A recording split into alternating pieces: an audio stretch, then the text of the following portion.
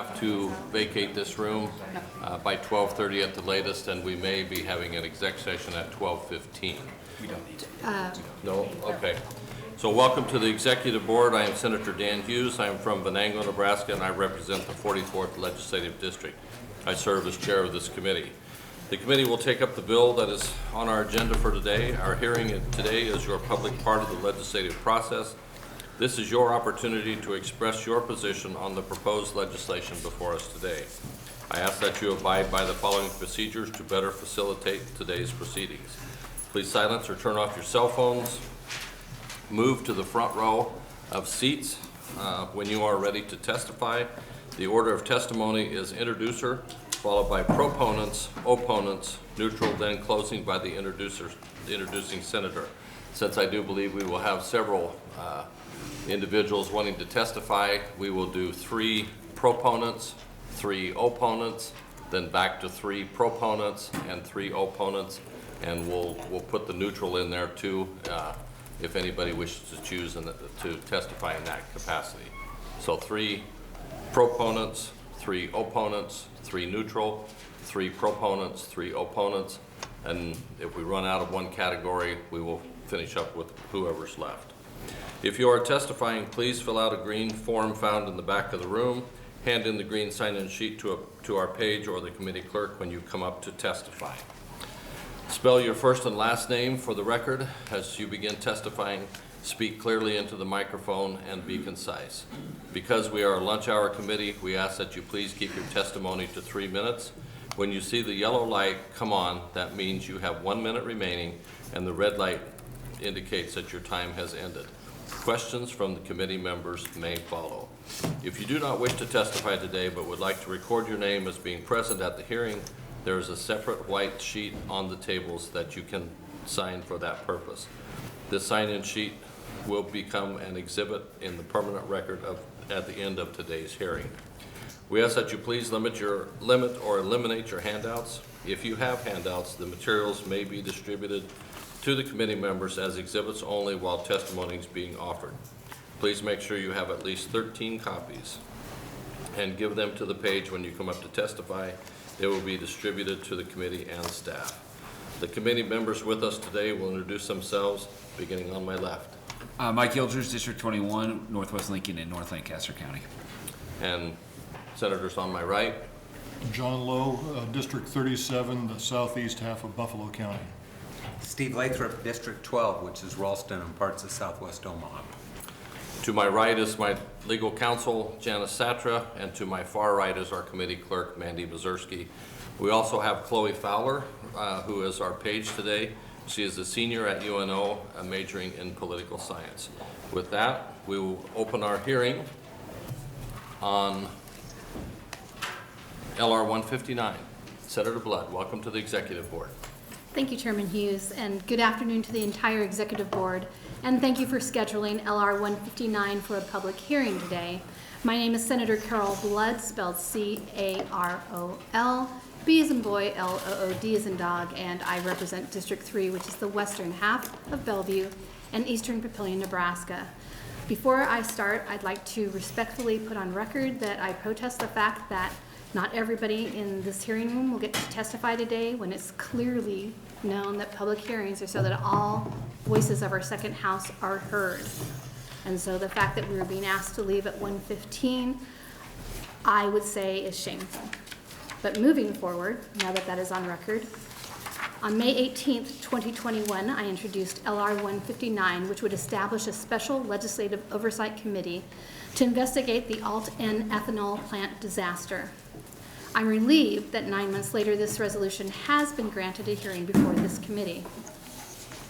The AltEn disaster, and make no mistake, it is a disaster for Nebraska like none other in recent memory, has deeply affected Nebraskans, the very people we represent and are charged with protecting and advocating for.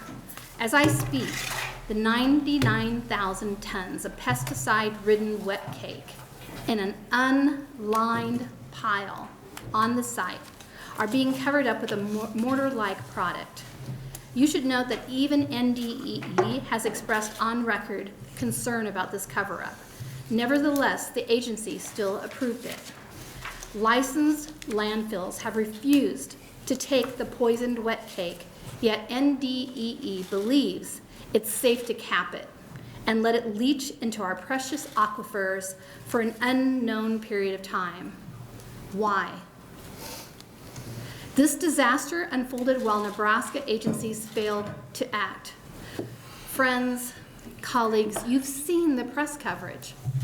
Nebraska is in the news on a national and international scale about AltEn, and now, today, the eyes of the public are on the unicameral, waiting to see how we will respond. A special legislative committee is a powerful tool to be implemented when there is a need for broad action via engagement from members of multiple committees. The AltEn contamination impacts agriculture, natural resources, judiciary, appropriations, and health and human services. The scope of the cleanup work and damage to industries, our natural resources, and human health are still largely unknown and must be ferreted out. The AltEn situation meets all the criteria for establishing a special committee. Let me give you a few examples of why we must get to the bottom of this. First, the profound lack of transparency. Why has the NDEE director refused to participate in or hold public meetings, but instead has chosen to meet with a pre-picked handful of Meade residents to share information in a private setting that excludes the general public and the media? And why has the director been comfortable with having photos of those meetings posted on social media? Is he tone deaf to the many others who have suffered the consequences of this disaster? This is not just a Meade problem. It's an unfolding disaster for Saunders County, who you will note wrote a letter of support for my resolution, and much of eastern Nebraska downstream and downwind of the plant. Director Macy's callous disregard for informing the public is shameful. Why in 2012 did NDEQ approve a permit modification request from AltEn allowing the plant to use treated seed in its ethanol production process? And why did NDEQ approve this request without a public comment period? Why in October 2016, when the Nebraska Department of Agriculture was made aware of the land application of AltEn's stinking, pesticide-ridden wet cake throughout Saunders County without the required state-issued label, did the Department of Ag not act immediately to halt the process and initiate enforcement? Instead, the Department of Ag coached AltEn to the agency's prescribed labeling language in order to issue the label AltEn needed to keep spreading the concentrated witch's brew of chemicals. Why? Is it now our policy to coach polluters into compliance rather than protecting Nebraska's people and our environment? Why, since 2015, when AltEn came online producing ethanol, has NDEE issued dozens of letters of warning to AltEn threatening referral to the Attorney General for prosecution and fines of $10,000 per day per offense without even once following up on that threat? Within recent days, NDEE Director Macy assured members of the Natural Resources Committee when he testified on LB 1102 that he has always had the authority to act. So why didn't he? Why is AltEn being allowed to sell off assets like its cattle feedlot and numerous pieces of equipment without any liens or attachments in the midst of this unfolding disaster, and while being delinquent in back property taxes for hundreds of thousands of dollars? Are we just going to watch while the company gathers up cash, files bankruptcy, and sticks Nebraskans with a bill for cleaning up this mess? Why has the AltEn site not been submitted to the EPA as a Superfund site, which would unlock federal dollars and bring in the expertise needed for the cleanup, restoration, and protection of our water? A disaster of this magnitude certainly demands Superfund designation. What about the remediation and restoration needed outside the plant's footprint, which the interim remediation plan provided by seed manufacturers fails to address? Our stand and Evelyn Kaiser to be left on their own to restore their destroyed 6-acre pond on their Century Farm 6 miles downstream? What about Ray and Emily Loftus, who had to abandon their dream home just north of AltEn and flee for the health and safety of their young family? What about the millions of dollars of ag research investments put at risk at the university's NREC facility, which borders AltEn? What about the family-owned farming operation bordering AltEn, which is in the midst of turning its significant amount of cropland into strictly organic production? A certification now at risk because of the AltEn disaster. These are Nebraskans. These are our friends, our families, our neighbors. And lastly, here's the question we receive most often. Why isn't someone in jail for treating Nebraska like a dumping ground for toxic waste and its people like worthless collateral damage? It's not lost on anyone that a former Saunders County attorney was installed as upper management at AltEn after being voted out of office following his being investigated and fined for abuse of his office. AltEn's upper management has done nothing but thumb its nose at NDEE. Why has this long-term behavior been tolerated? So at this juncture, we have no idea what the final price tag will be for taxpayers. The very seed companies that sent their chemically treated seed to AltEn are guiding the short-term management of the AltEn site through subcontractors, one of which is a serial polluter right here in Nebraska. When the seed companies pull out, and they will, what's the plan for long-term cleanup and who will pay for it? Friends, colleagues, we have a job to do. This committee's work should not be a blame assignment effort. Rather, it should be a fact-finding, solution-oriented journey to the truth so that we can put into place remedies for the future.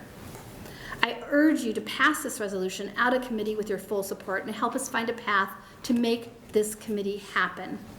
Nebraskans deserve better, and this is your opportunity to show them that we can do better. With that, I know that we've been given a limited amount of time. I'm hoping that that actually changes because we do have so many people here in support, but I would ask that you would save your questions for my closing to help expedite this forward. Thank you, Senator Blood. Are there any questions from the committee members? Very good, thank you.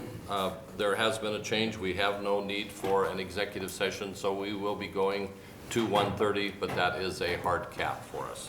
So we will try and accommodate as many testifiers as possible.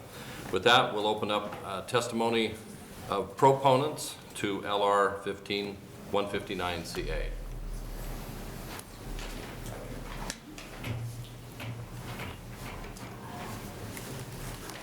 Thank you. Welcome.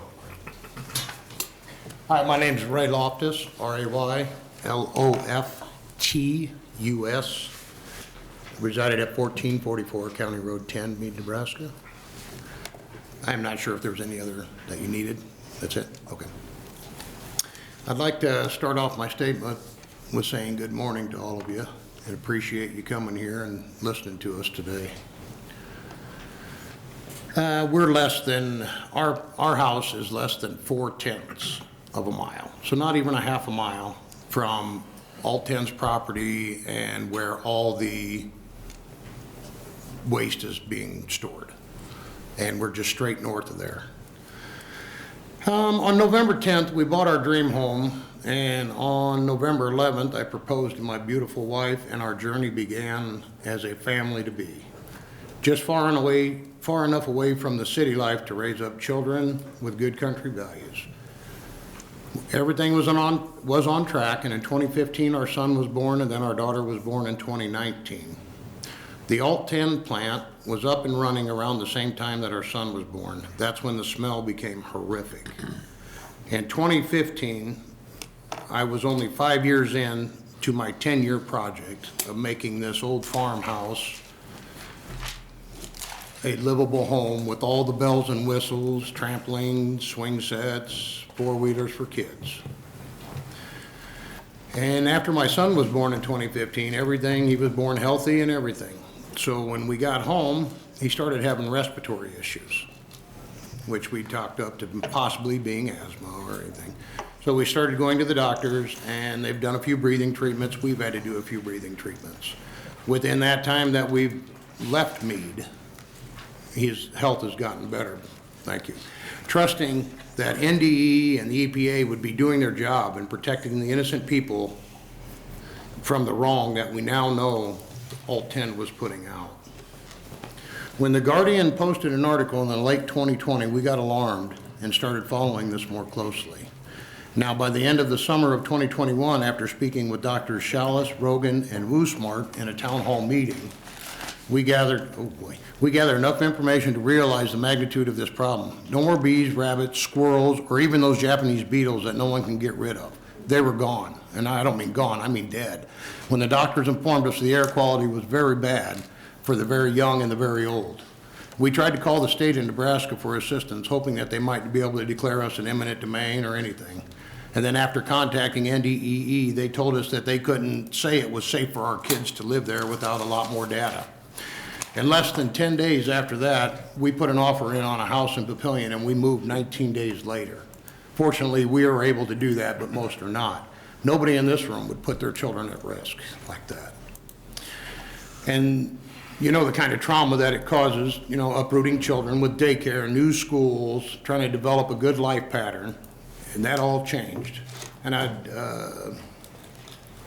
like to know if anybody in here would like to buy my dream house in the country, you know, 2 acres, full of kids' play equipment. Oh, just don't breathe though, because you'll be all right then. I'm a 51-year-old veteran. How do you put a price on 10 years of your life to raise a family? Can anybody tell me who's going to pay for this? And I'd like to close by thanking all of you for listening to my story. Thank you, Mr. Lofness. Are there any questions from committee members? Seeing none, thank you for coming in today. Thank you. Next proponent.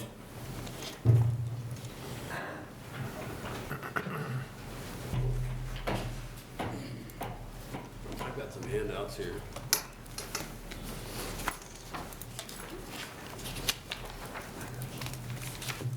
Should be enough there.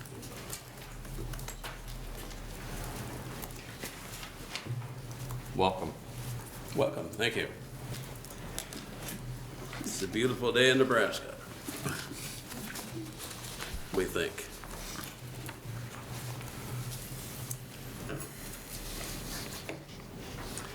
Good afternoon, my name is Stan Kaiser. For the record, my name is spelled S-T-A-N Keiser. As you are aware, my wife and I have a 4 to 5 acre private pond located approximately 6 miles southeast of the AltEn plant. In 2016, we had a complete fish kill. AltEn started up in 2015 and has confirmed that they use treated seed with the pesticides in their alcohol plant. We asked that a study be performed to determine the best path to remediate our pond. This would include removing the contaminants as well as the settlement. The hope would be that the pond water is removed and treated as part of the AltEn site cleanup. This would mean we would like the water hauled off our property and taken back to the AltEn facility to be run through their filtration system. The settlement will be needed to be removed, hauled off our property, and appropriately be disposed of as well. Our pond will require a new liner, seal, as the removal of the settlement will impact the integrity of the pond and our well water, of which is only 40 foot deep and approximately sits 100 yards from the pond. The NDE tested our well in 2021. Pesticides below EPA standards were found in our drinking water. We asked that the fish habitat be restored and continued testing to the water quality is done to ensure that the pond is sustainable for future generations. We would also like to see the installation of entrapment structures, also known as retention features or buffer strips, be implemented upstream from our pond. This would help in controlling the entrance of nutrients, contaminations, and settlements, along with being helpful to monitor the water quality. This otherwise is known as the inlet control system. This would also affect the continuation of water downstream in the aquifer. Our private drinking well will need to be continually monitored to determine if the contamination will adversely impact our water quality and any required to make it a safe source. We personally feel the need for the filtration system for our home and for our livestock waters. It would require a filtration system in our wells, in our shop, which feeds our house, shops, and livestock. In previous correspondence, Mr. Steve Goins of NDE emailed so-and-so a draft proposal from JEO Consulting Group was presented that outlined the pond restoration process that we requested as a quote guide to the process required to remediate the pond. We are asking that the NDE, along with AltEn Facility Response Group, to consider engaging these legal experts that we trust to assist with this project of cleaning up our pond. We do acknowledge, and then on the bottom I'll say one last thing, the NDE did a baseline test on our pond water under the ice prior to the plug being released, prior to the breach. It was in our structure before the breach. Thank you. Thank you, Mr. Kaiser. Are there any questions from committee members? Seeing none, thank you for coming in today. Next proponent.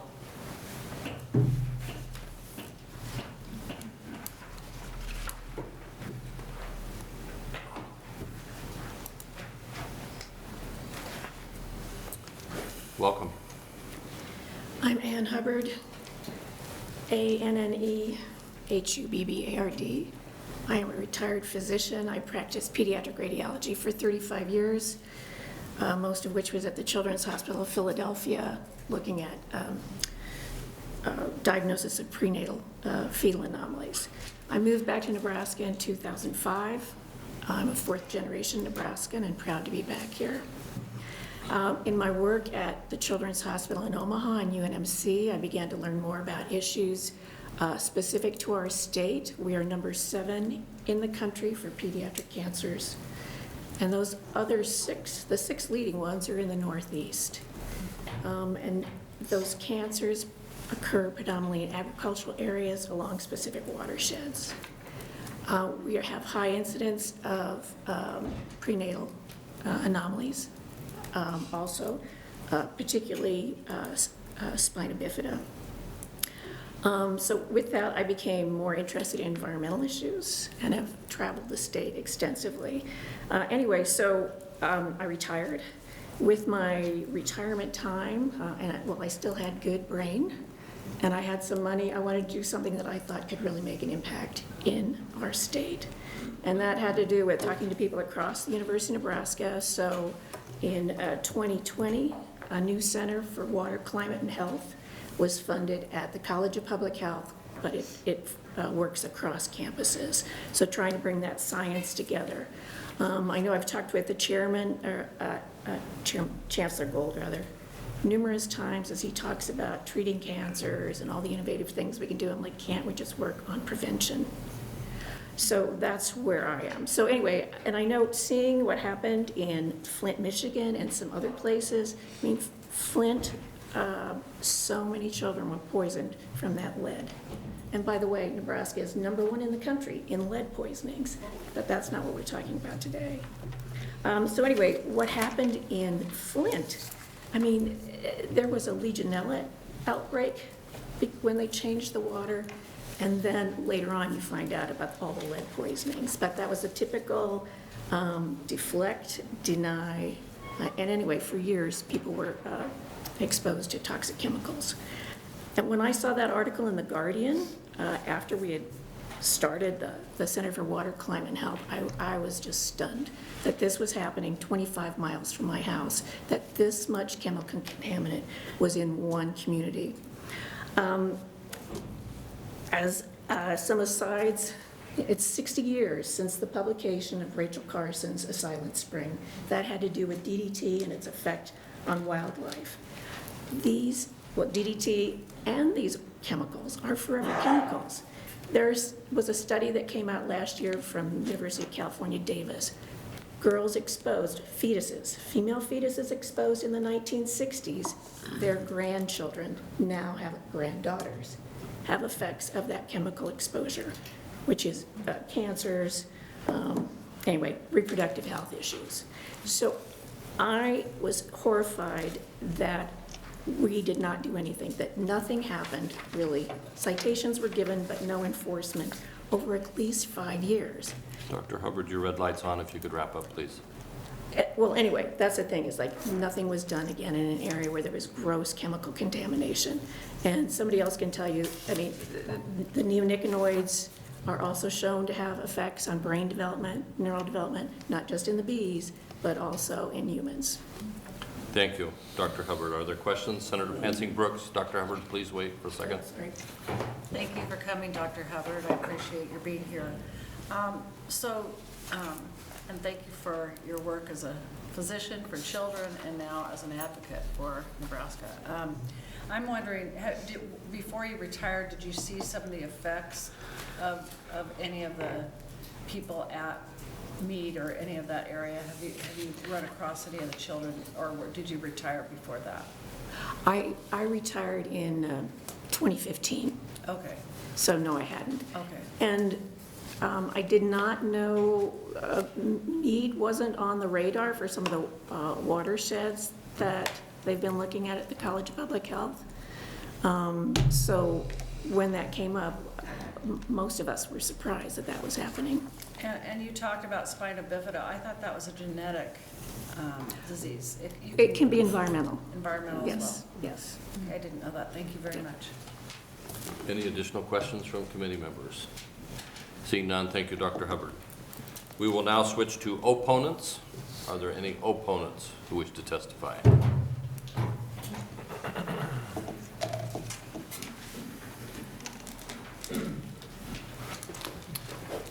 Welcome, Director Mason. Good afternoon, Senator Hughes and members of the Executive Board. My name is Jim Macy, spelled J-I-M-M-A-C-Y. I am the Director of the Department of Environment and Energy. I'm here today testifying in opposition to LR 159. First, Department is transparent. For a decade, we've had a robust public portal that allows public record review on facilities.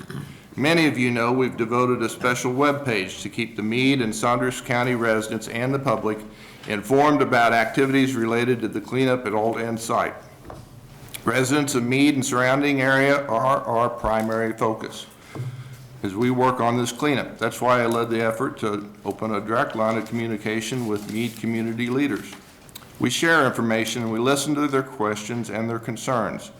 I believe this meaningful dialogue has been mutually beneficial to all of us. We also work with the Natural Resources Committee, the Department's Committee of Jurisdiction, to keep members informed of the activities at the site.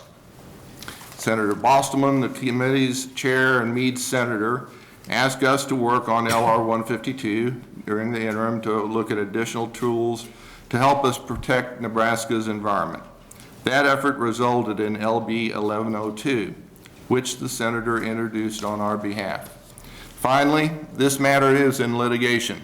The Attorney General filed an unprecedented 98-page lawsuit nearly a year ago on behalf of the state of Nebraska and the Department of Environment and Energy.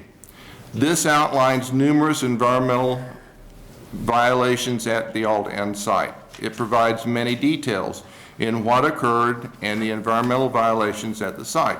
The complaint was filed on March 1, 2021. In conclusion, while there's still much work to be done at this site, here are a few highlights on the progress made in the past year. Yesterday, after nearly a year, I signed an administrative consent order that resolved the contested case on emergency orders. AltEn agreed to certain compliance obligations initiated under those orders and agreed to further work, including a groundwater assessment. It will be posted today on our website. We coordinate with EPA on treatment, monitoring, and inspections. We sample public and private wells. Groundwater shows no levels of pesticides above EPA human health benchmarks for drinking water. 6 seed companies formed the AltEn Facility Response Group, AFRG for short, to join the Nebraska's voluntary cleanup program. They continue interim and emergency remedial measures and further work towards cleanup at no cost to the Nebraska taxpayer. They hired contractors to develop a treatment system to reduce the levels of pesticides in the AltEn wastewater and have treated approximately 12 million gallons of water to date to nearly non-detectable contamination levels. AFRG's contractor designed, constructed, and are using two planned new lagoons on the AltEn property to hold the treated wastewater. The 2 lagoons together will hold approximately 52.2 million gallons of treated wastewater. Director Macy, your red light's on. I just have a Wrap few up. seconds, okay?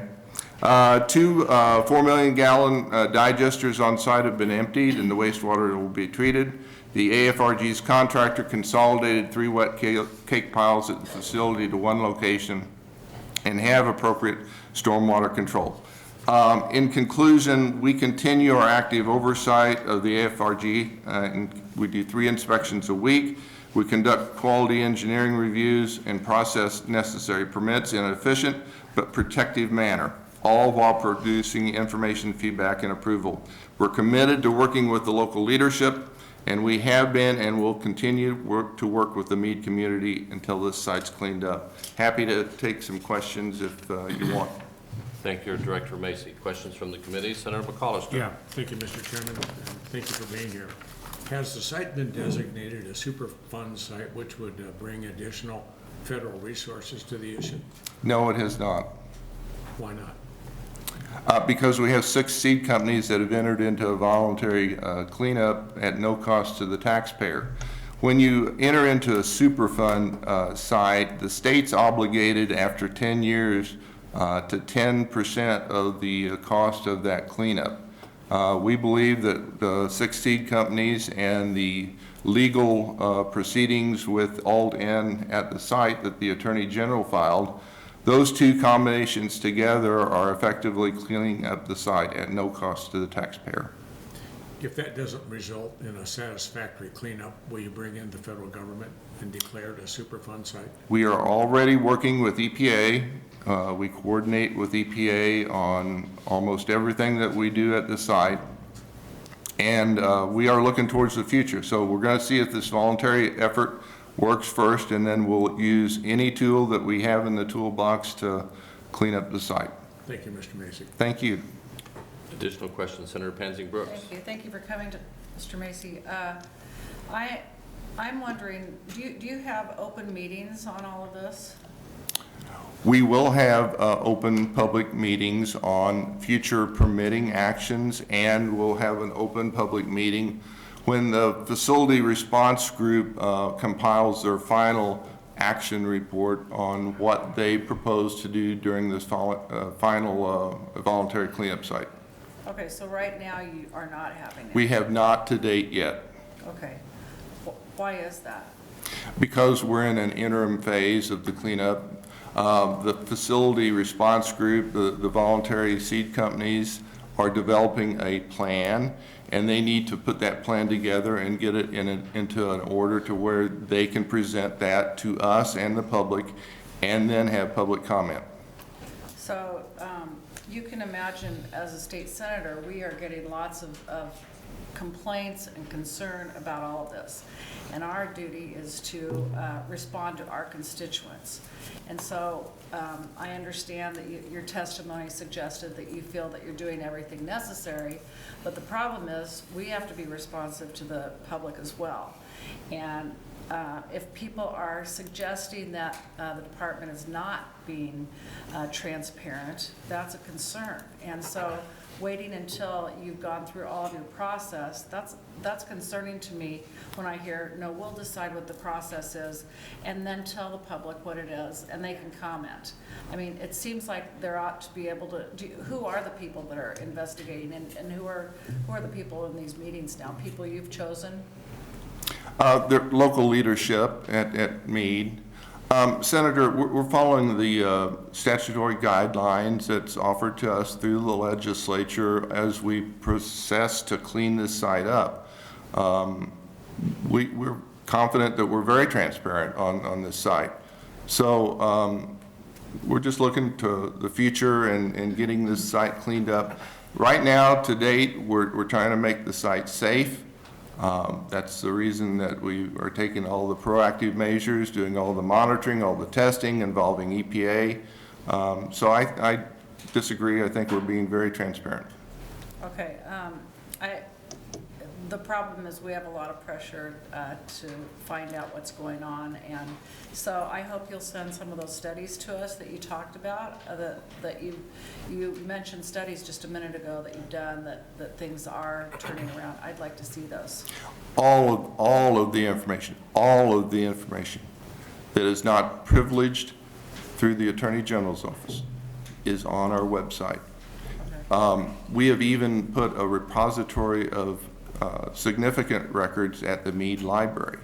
So between updates on almost a daily to a weekly basis, the information that we provided at the library, the discussions that we have with local elected leadership, I think we're being very transparent. And I understand the need for public discourse on this at the appropriate time when we can bring a proposed plan that then will be subject to public scrutiny, and then if the public and the department or EPA have comments or concerns on that plan, that's the time that gets adjusted and then a final remedy is offered. So in the group that you have selected to look at all of this with you, do you have experts in hazardous waste? We're involving, yes, Senator, all the experts that are available to us. We're consulting with EPA. That's who we report to in terms of our delegated programs, and we are involving them in our decision making. Experts in hazardous waste and spills? Certainly. Okay, good. Thank you. Thank you. Senator Vargas. Thank you for being here. I had Thank you. a question. It's about what you said previous, that we would be waiting until after these lawsuits or the AG's lawsuits. Walk me through, I don't understand why we would wait to then apply for a Superfund site when there's a lengthy process for a Superfund site designation, and we would, my understanding is even, you know, I think it was referenced by Dr. Hubbard, even when we've had other Superfund sites that have had litigation, you still follow through on applying for Superfund designation, because usually the lawsuit doesn't always cover the costs of the cleanup anyway. So why don't we move forward on applying, knowing that we're still going to have to need to cover more than just what the lawsuit might cover? Like, why don't we move forward now? Okay. So Senator, maybe the red light cut off some of my testimony. There are two paths that we are on currently. Okay. There's a litigation path that was the 98-page complaint that was filed by the AG, and that's with the AltEn facility. There's also now a voluntary cleanup path with 6 seed companies that have financial resources and technical resources to clean the site up. They've entered into a voluntary agreement with the state, with our department, to clean this site up. So those are currently the two paths. The Superfund path that you discussed, it's a lengthy process. It's another tool in the toolbox should these other two things not work. But currently, we have a lot of remediation that's going on site at no cost to the taxpayer. Superfund sites do cost the taxpayer a lot of money. So I think it's prudent to use the voluntary cleanup method to clean up the site. We've used it in Lincoln at the Pinnacle Arena facility in downtown Lincoln and other sites across the state. This program is very successful and it can work. And I don't disagree with you that it might be successful and it can't work. The concern I have is we have taxpayers here testifying that are saying they want as many resources put together to be able to address this. And so hearing that we would wait because it's on the taxpayer and it would be expensive on them when they have so many pending threats and issues with health concerns in their communities, it doesn't add up. We should be over-exhausting these. I appreciate the answer, but I'm really concerned that since we have people here testifying about the need. Thank you. Thank you for your comments. Additional questions, Senator Lowe? Thank you, and thank you, Director, for being here.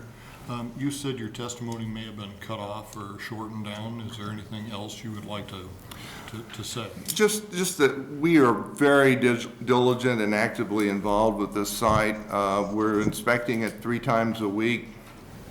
We have good cooperation with the 6 seed companies. They've moved a lot of the material into a safe location. That pile is covered by a product that will keep water off of it, and the more water that we can control at the site, the better off the site's going to be. That's less water that we ultimately have to treat. We understand the concerns about the wet cake and groundwater. We're monitoring that. Matter of fact, the document that I just signed yesterday that will be posted on site, reflective of the emergency order, puts AltEn at a responsibility to do groundwater study. So a lot of diligent work by our legal counsels within the agency, with our Attorney General. There's 2 significant paths to this, and we're using all those tools to get this site cleaned up as quickly as possible. What is the way that you are going to be able to get rid of the residue, the wet cake, the seed corn that's left? How is that taken care of?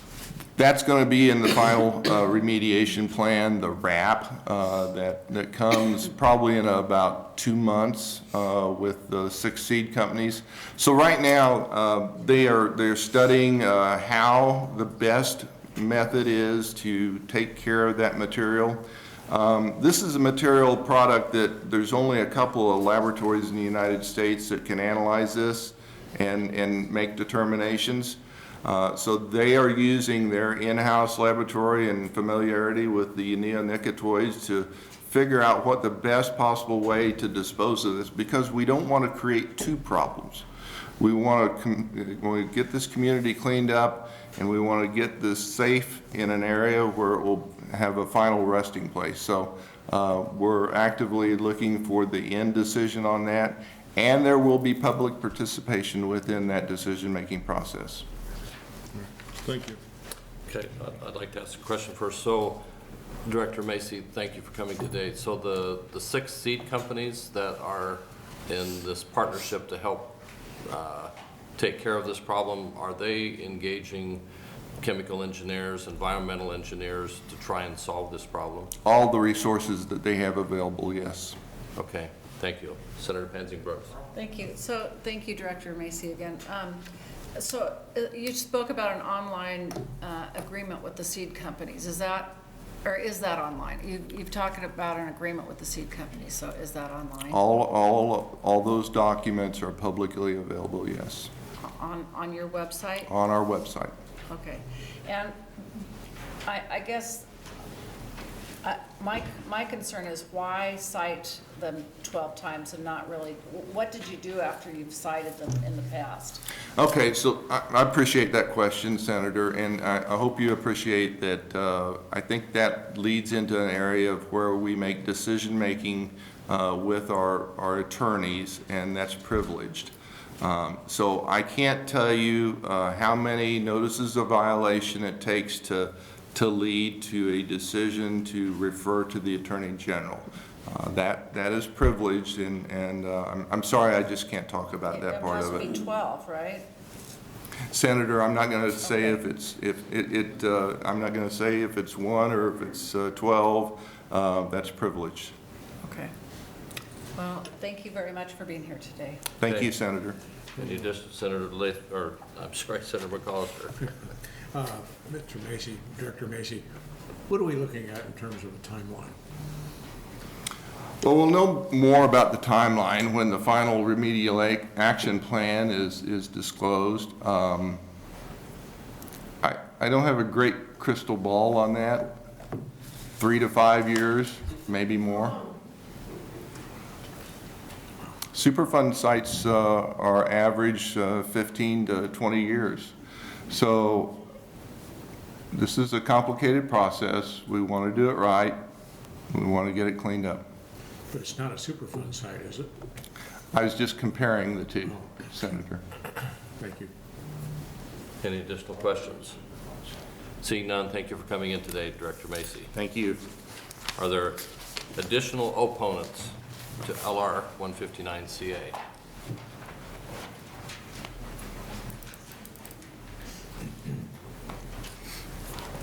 Welcome. Good afternoon.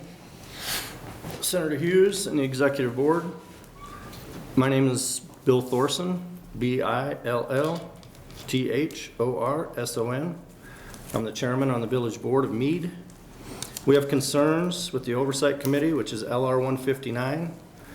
Right now, there's 6 seed corn companies with the project manager and also multiple engineering firms working to stabilize the site and come up with a cleanup plan.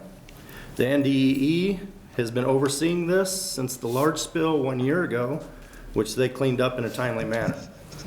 They're giving input on the cleanup plan that is being fine-tuned as of now to get this mess cleaned up. We feel if we add another committee of multiple people to oversee what's already being overseen will just cost us valuable time and probably more money also. Our other concerns with this committee is that it was stated when it was proposed that it was the people of Meade and the surrounding communities wanted answers. If that is what's really about, why is no one in the area or even the county being asked to be on this committee? But the people of Omaha and Lincoln are. We would like them to know, that the senator that is pushing this, to know that there's a lot of people and landowners between the AltEn site and the Omaha and Lincoln water wells. And they need to be involved in this and they need to be known. I'd also like to ask why they've never reached out to the Meade community and where were they at the beginning of this when Senator Bosselman was the only one doing his best to help us. They were nowhere to be found. And they haven't asked Meade any of their concerns, or at least the officials in Meade.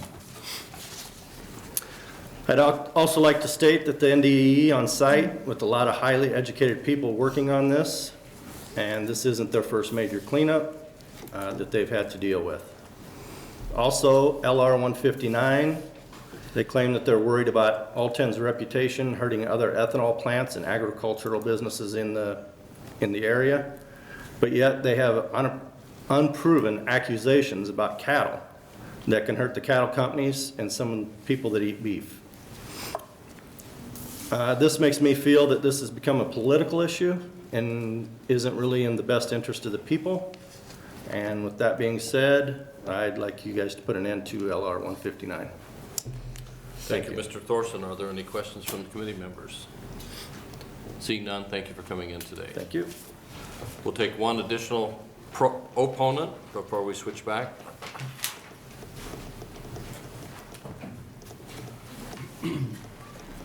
Welcome. Thank you for allowing us to speak today. My name is John Schnell. It's John-S-C-H-N-E-L-L. I'm the pastor of a local church in Meade. I've been involved in the AltEn situation since 2015, certainly since 2016. I'm disappointed in this proposal because another person that's been involved since 2016 is Bruce Bosselman, our representative. And he was not involved in the writing of this, nor were any of the people in Meade. And I feel like that's a significant oversight. Something like this is going to directly impact our future more than anyone else's. And yet neither our representative nor local people were involved in this.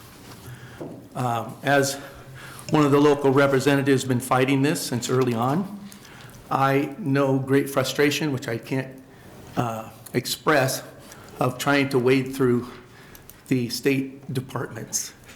And we have been sent to as many as 5 different departments over the years trying to figure out who's what and what's where.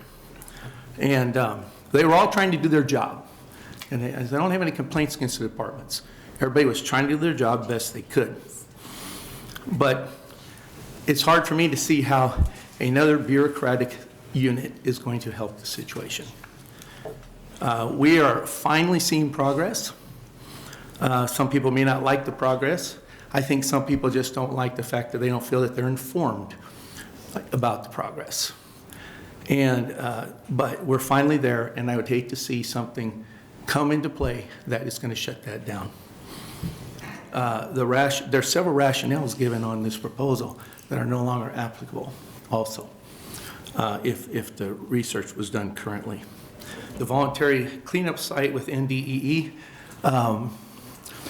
I am one of the people that meets with NDEE, and the group that meets was not selected by Director Macy. Let me clarify that. It was selected by local people. We said, who are the local leaders, elected leaders or local leaders who should be involved in this that would be productive for us to communicate then to the community, excuse me. So that's how that came about. Within 4 months, we are told that the voluntary cleanup group will have a total remedial proposal. I think the timing of this bill is really bad right now. I don't see how you can, we're sort of saying, hey, we need to shut this down before we know what it is. We don't know what they're going to propose doing. We don't know how it's going to work. I would think waiting 2 to 4 months to see what they propose would be prudent, as well as good for taxpayers not to put a bunch of money forward. We do support a health study. We'd love to see that happen. That ought to be a separate issue, removed from the rest of this proposal. And, well, I'll just say that. I agree with everything Bill said also.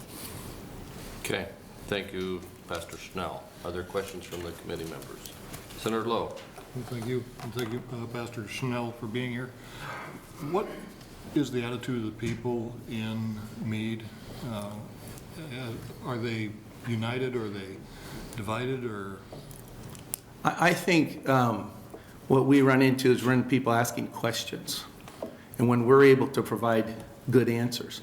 You know, one of the reasons for the meetings the way they are is because if you have a public meeting and you have somebody that actually has an intelligent question, they tend to get shot down by somebody who's there very, emotionally. So the meetings have allowed us to then go talk to them and provide information as well as direct them to the website. I've gone to the website myself a lot of times, downloaded information and provided it to a community member, and that actually answered their question. So once we are able to talk to them and say, hey, here's what's going on, and here's where it's going. And a lot of the questions they have can't get answered. I think we're all tired. We're all tired. And when you're tired, you get frustrated. So we'd all like to see things happen. We're starting to see things happen now. So I think overall, again, I think we're united in wanting to see AltEn cleaned up. Thank you. Senator Pansy Brooks. Thank you. Thank you very much for coming here, Pastor Schnell. As you know, this came before us, and I have talked with Senator Bostelman about some of this, so I don't know if he is or is not involved with Senator Blood on this proposal. But please understand that when something comes to us like this, it is our duty to look at it and to, I have heard about the closed door meetings. People are not happy about that. And you can imagine that if you weren't included and didn't know what was going on, you probably wouldn't be very happy about it either. Now, you're trusting the process as you see it from within. And for the rest of us, as representatives of the state, it's our duty to make sure that the people are being cared for in this state. And that means that we have to oversee the departments in our government that we are partially in charge of. So I just hope that you can understand and not come here critical about the fact that we are looking at this. You're saying in 2 to 4 months that we may know more. we move slowly enough in the legislature that if we wait 2 to 4 months, we're going to have to be dealing with it next year. So that's part of the problem that we're faced with. If there is need, if there's something that comes out in 2 to 4 months, if everything's going great, then there's no problem with a special investigative committee. So to me, I'm not quite sure why anybody would really be against it, because if everything is going well, then perfect. And if there's need for more help or more help from the state, then we come together and are able to work on it over the summer. At this point, if we don't go forward on something, there's no way that the state's going to be able to do anything until next year at this time. So that's our concern. You can understand it, I presume. And I understand that you feel things are going well, but the people we are hearing from are feeling like they aren't in the loop and that they don't get to participate in something that is affecting their health and their lives. And maybe it's not being done appropriately, but that's why I think it's good to have the state involved in asking questions, and the legislature. May I Sure, respond? I'd love to hear it. Yeah. And I don't know if you're hearing from Meade residents, or if you're hearing from people from outside the Meade area that have alternative agendas. Both, Meade residents too, yes. Okay. And so what, what I would say is that there's a lot of agendas that we run into in the last couple of years. And for this oversight, this whole development of this, not to involve our senator. I think you want to talk about being shameful, a word used earlier. Our senator should have been involved and from the ground floor of this. And there's just a lot of other agendas right now involved in this. And you don't have to be on Facebook very long or social media to pick up on that. Any additional questions from committee members? Seeing none, thank you, Pastor Schnell, for coming in today. So we will now switch to neutral testimony. Is there anyone wishing to testify in the neutral capacity?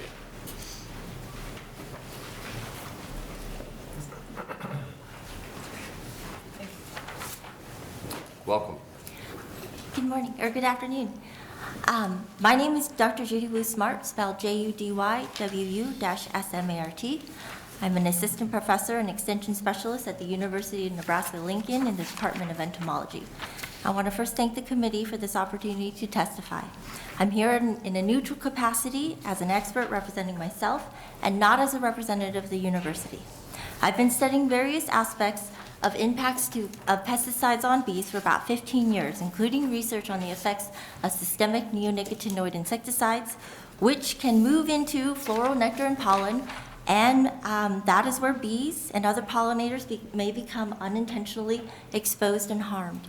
I'm here today to inform the committee that according to the National Agricultural Statistics Survey data, the number of honeybee colonies in Nebraska during peak pollination season was about 70,000 hives.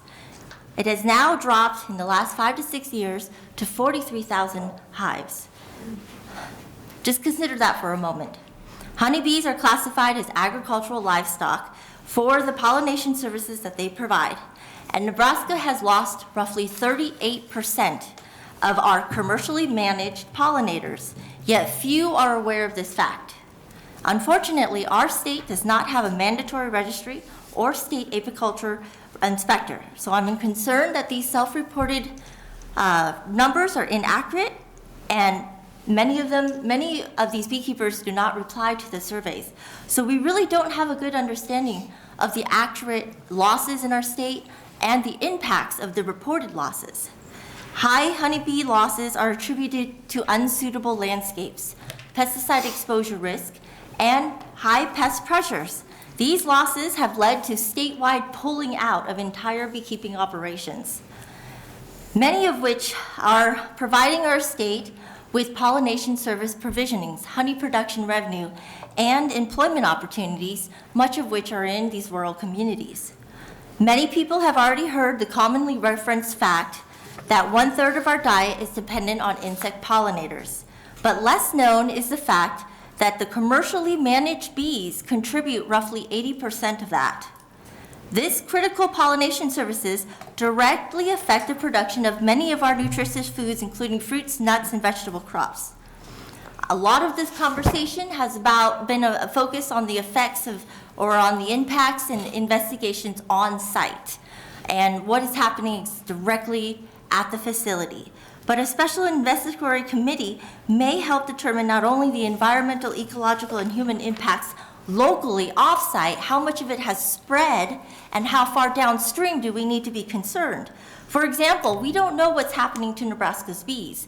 Are there concerns that some of these pesticide contaminants have entered various food systems intended for the consumption of livestock or humans? These are questions that need to be answered. Bees are bioindicators of our environment and can help us become better stewards of our land. While many may not care about losing a few bugs, the widespread loss of insects hinders ecological services critical for sustaining agricultural food production systems and keeping our natural resources. LR 1589 seeks to address critical gaps in our understanding of what has happened and how to prevent this from occurring. Thank you, and I will take any questions. Thank you, Dr. Wu Smart, is that correct? Yes. Thank you. Any questions from committee members? Senator Geist. Early in your testimony, you talked about the drastic reduction of the bee colonies.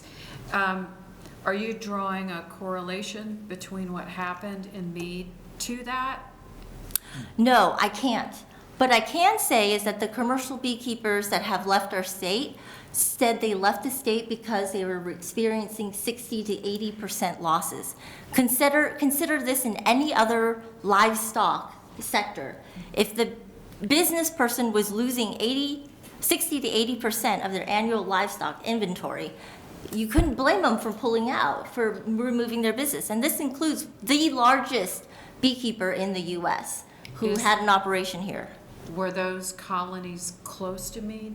These colonies represent apiaries all across the state. Okay. And so somebody would need to go to that beekeeper and ask them, where were the 300 apiaries that you had bees kept? Which ones were the ones that experienced the highest losses? We don't have a state apiculturalist to do that service. I conduct research and I help teach beekeeping courses and training, but that's not my role. We need more resources and help to determine what are potentially these statewide ramifications of this improper practice. Thank you. Any additional questions? Senator Lowe? Thank you, Dr. Wu Smart. What is happening across the United States as far as bee population? Do you see similar reductions in populations across the United States, or is this specific to Nebraska?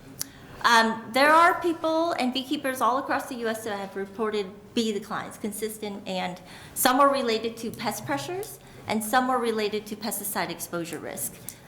There are certainly a lot of studies that have come out to show that areas that are in the highest demand for pollination services are also the same areas that grow the most crops and have the highest exposure risk. So there is a need across the nation to reevaluate the risk and benefits of these chemical uses. Where can we reduce the use? Where is it actually helping? And where are the costs outweighing the benefits? And in this case, I think we have been, the Nebraskas are really receiving most of the costs, where the benefits have been very few in terms of these products. So we have to do, there is a strong interest in what's happening in Nebraska.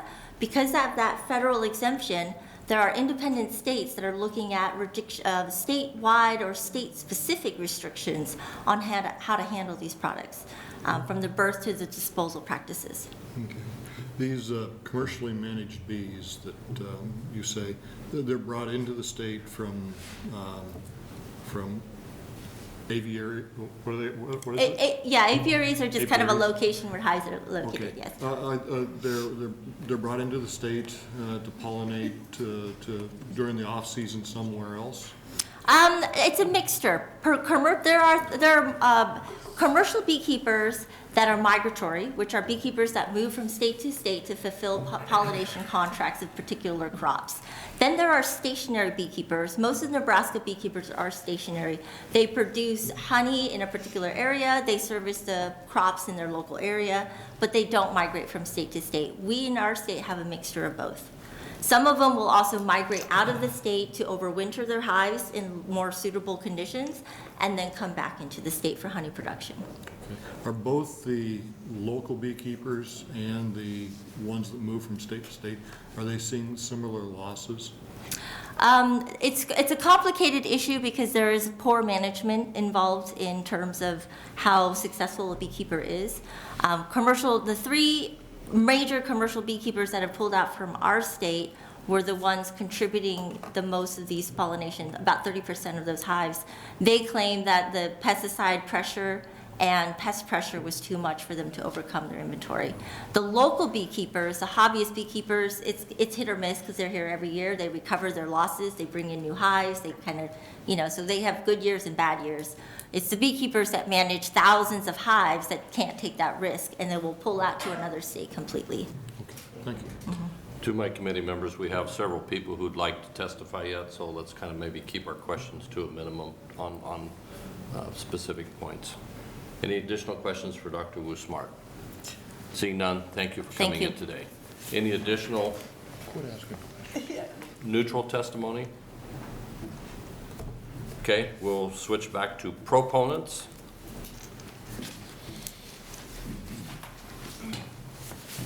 Welcome. Thank you. Janice Malhoff, Janecemollhoff. I live in Saunders County, and we want answers. It's the job of our state regulatory agencies to protect air and water, safeguard human health, and maintain the health of our ecosystems. That did not happen in Meade, and since there has been a lack of public hearings from 2012 forward, when the first permit was approved for the use of seed corn at the plant, it's time for an investigation. How did we get to 99,000 tons of contaminated wet cake and sludge covering 16 acres on unlined ground?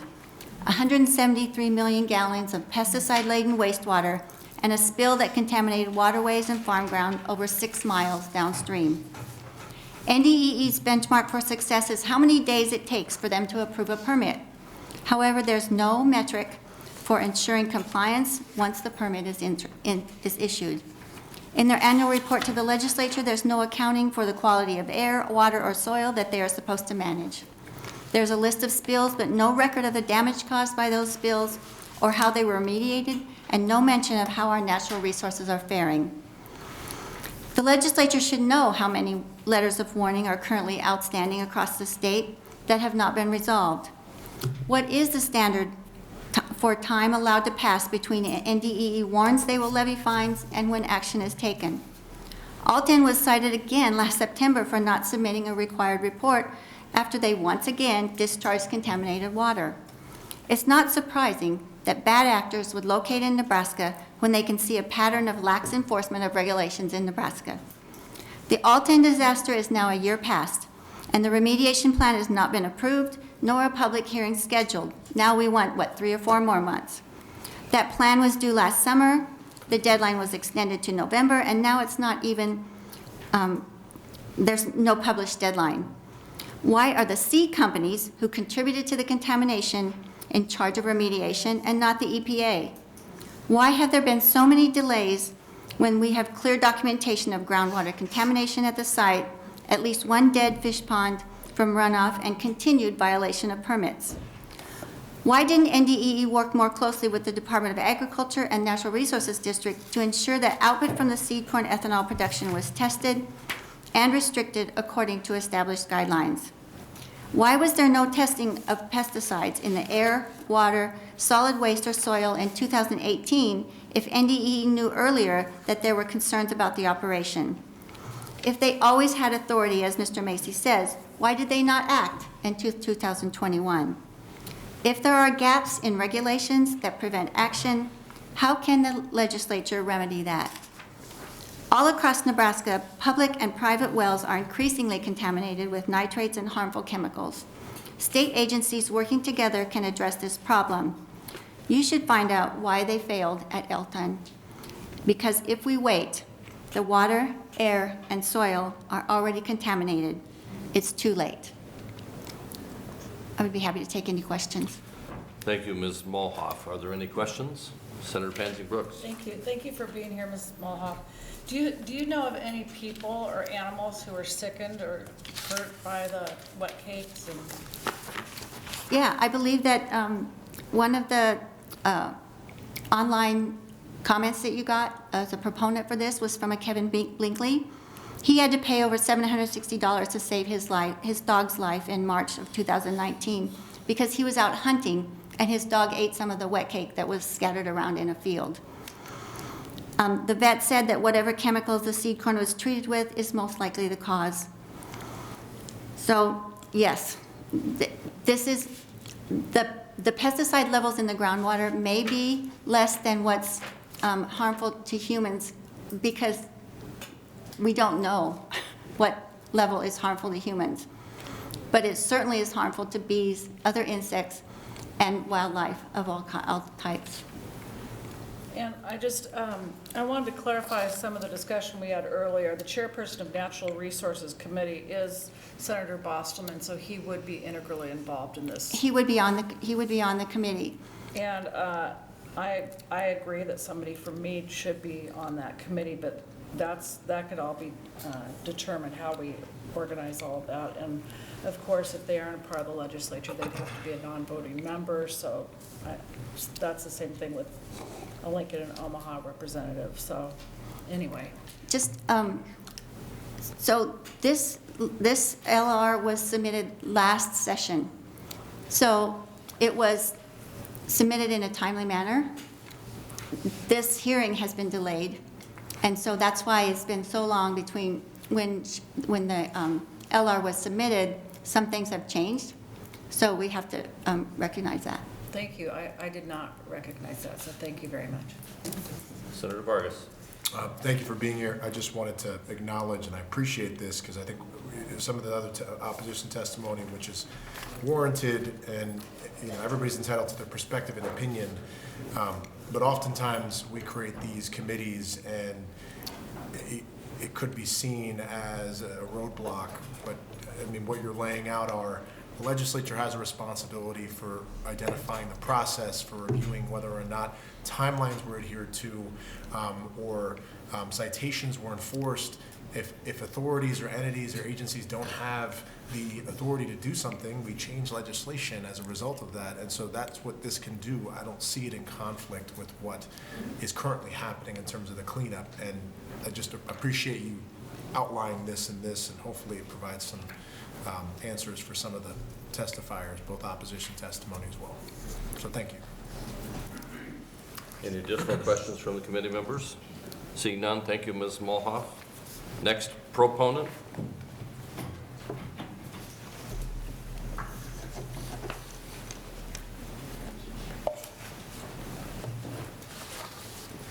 Welcome. Thank you. Good afternoon, everyone. My name is Mary Ann Vinton, M-A-R-Y, space A-N-N, V as in Victor, I-N-T-O-N. I'm a biology professor, and I direct the environmental science program at Creighton University, where I've been for 27 years. I grew up on a ranch in the Sandhills, and my PhD is in the field of ecology. I'm here representing myself, and I have 4 primary motivations for being here that really spring from my experience as a scientist and as a person raised in rural Nebraska. First motivation, the AltEn plant was the only ethanol plant in the entire country to accept pesticide-coated seed in this kind of volume, which has left Meade and the surrounding area really infused with contaminated soil, air, and water. Why here? Why Nebraska?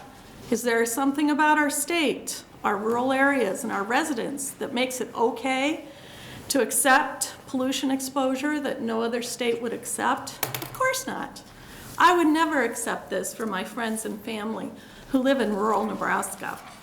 Second, a little bit about the pesticide-coated seed. It contains fungicides as well as those neonic insecticides you heard about.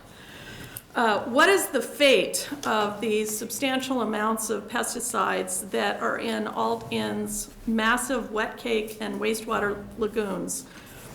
What changes has it wrought to soil food webs as well as aquatic and terrestrial life? We don't know yet.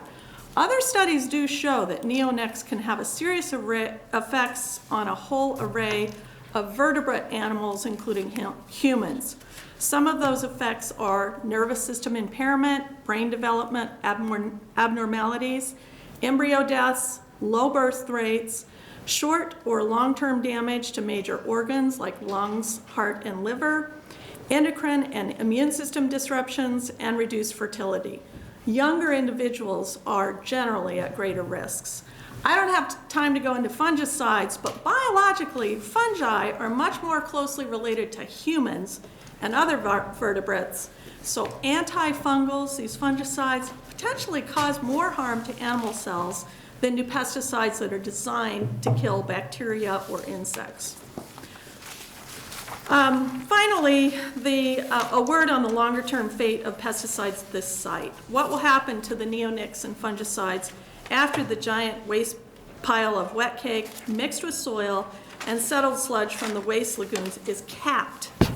I'm not seeing any plans for a liner to stop the leaching of highly toxic chemicals into the local Todd Valley aquifer.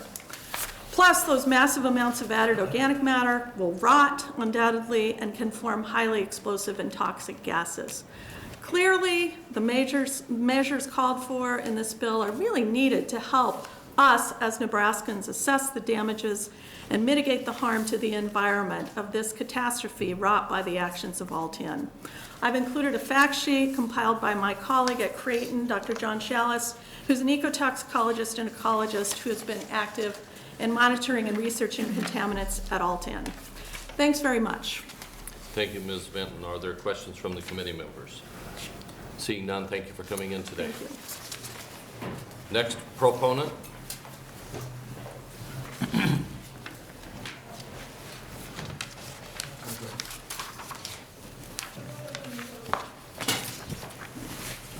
Senator, welcome.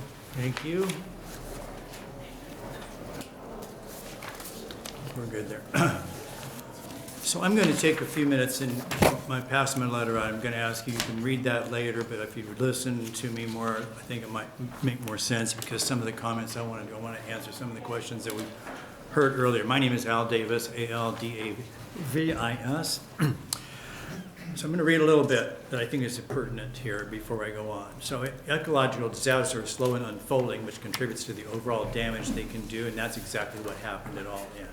It took a number of years, a lot of complaints from people in Meade before people in Lincoln were starting to pay attention to what was going on. In the meantime, the company is massing up wet cake.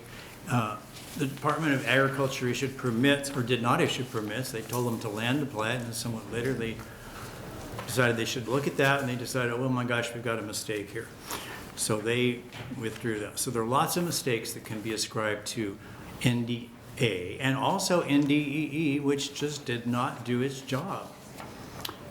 Senator, or Mr. Macy said at the 1102 hearing that he had the authority. He already had the authority. I don't know why the authority wasn't used if that's the case, but that's a serious problem. But part of the 507 hearing took place last year. That is a bill that Senator Bosselman introduced to ban the use of treated seeds in Nebraska, which we supported. Former Senator Lawrence Smith testified in support that day of LB 507. If you remember, if you don't know who Senator Schmidt is, he served 24 years in the Nebraska legislature. He's considered to be the grandfather of ethanol really in the state. Kind of a remarkable man. I asked him about coming today. He's pretty frail and I'm glad he didn't try to make it. But I'm just going to quote him from the 507 testimony. He said, approximately 30 years ago, surplus seed corn was offered to the ethanol industry in Nebraska. At that time, NDEQ officials and ethanol producers immediately rejected the offer, and none of the NDEQ representatives indicated that they had a problem not being able to prohibit the use of the material. I was given to understand that they had to approve it. Well, that's exactly what they did in 2012. AltEn notified NDEQ that they were going to start using treated seeds, and NDEQ said, well, we don't think you need to worry about that because it's a minor change. It was a major change. To answer some of the questions that came up earlier today, I think it's really important. First of all, as was stated, this LR was written last year. Some of the information we had at the time was that there were could be high levels of these neonicotinoids in the air, and those can be damaging to animals that are close. So our concern when we drafted this LR, and I did a lot of the writing on it, was that we had cattle in the feedlot and it had been there before. So Mr. Thorson's objection to that was what we knew at the time. Moving on, I want you all to know I wrote this LR with Ken Winston. We did it together. The first person I went to was Senator Bostman with this LR, and I said, Senator, would you like to look at this? I gave it to his assistant, Cindy Lamb. I said, have the senator look at this and see if he's interested in this. There was no interest on that part of Senator Bostman in carrying this LR, which I was disappointed in. So I went to some other senators, and Senator Blood picked it up. I think that's important. I think the real issue is this is not just a Meade issue, and it's not just a Saunders County issue. This is a Nebraska issue. And so I understand the frustration that the Meade folks have, but there are people who are demanding that we need to know what's going on. And private meetings don't work very well. Thank you. Thank you, Senator Davis. Are there any questions? Seeing none, we'll switch back to opponents. Are there any opponents?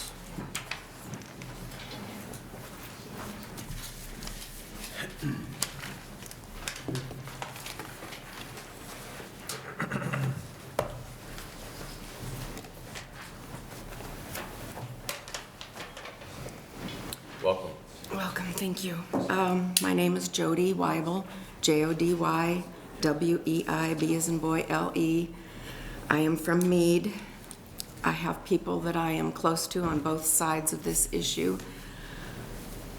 But I would like to get past the finger pointing and get to the resolution of the problem. AltEn is the problem. We have 6 seed corn companies that are volunteering their time. I have spoken with the head of Newfields and said, if AltEn declares bankruptcy, which is what we hear all the time, and they walk away, what happens then? And he said, they have essentially walked away now. They have done nothing. We are doing it all, and that will not change. So the scare tactic of the seed corn companies walking away and leaving it all on us is just a scare tactic. I would like to see the people at AltEn criminally charged. I would like to have public hearings so that we can quit hearing about secret hearings. They aren't secret. I try to post on a page, quality for Saunders County, everything that we talk about. I try to keep people informed. I just think there's got to be a better way to do this. I'm fully, Kaisers and Loftuses need to be helped. They were egregiously harmed with this. But we got to get past finger pointing. We need the money for the medical research. In my opinion, on every committee I've ever been on, the more people you get, the more bogged down it is. I know that you think that it's a really good idea, and I think a lot of you have your minds made up already, but simple always works the best and the quickest. The Department of Ag and DEE has heard from me nonstop since early 2018. I have health problems because of, I'm positive, the contamination that came from the ethanol plant. But that was while it was operating. I have bees again, I have mosquitoes again, I have birds again. I didn't have any of that last year or the year before. So things are improving. I would like it resolved. Yes, it's frustrating to take so long, but I'd like to quit finger pointing, except at the people that caused the problem. Yes, it could have been resolved sooner. I'm positive it could have, but it wasn't. No, let's just fix it. That's all I have. Thank you, Ms. Weibel. Are there questions? Senator Pansy Brooks? Thank you for coming today. Why are you on that committee? Was it just you're active in Meade, or that's how? I was the planning commission. I was on that for 24 years, and I was chair for quite a few of those years. But yes, I have a big mouth apparently, and I have advocated. Well, you've been a good advocate as well. Meade is my home. And if we label it a Superfund site, what's going to happen to the town? Already people compare us to Flint, Michigan, and businesses don't want to come, and people don't want to move there, and Loftus has had to move away. I don't want our town to go under. Thank you for coming today. Sure. Okay, any additional questions? Thank you for coming in today. Next opponent, and I will remind you, we do need to wrap this up very shortly.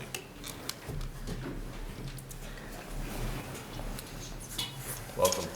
Thank you, Mr. Chairman. My name is Mick Mines, M-I-C-K, M-I-N-E-S. I'm a registered lobbyist for Renewable Fuels Nebraska, and we are opposed to LR 159. Briefly, our members are certainly appalled by the devastating circumstances at AltEn.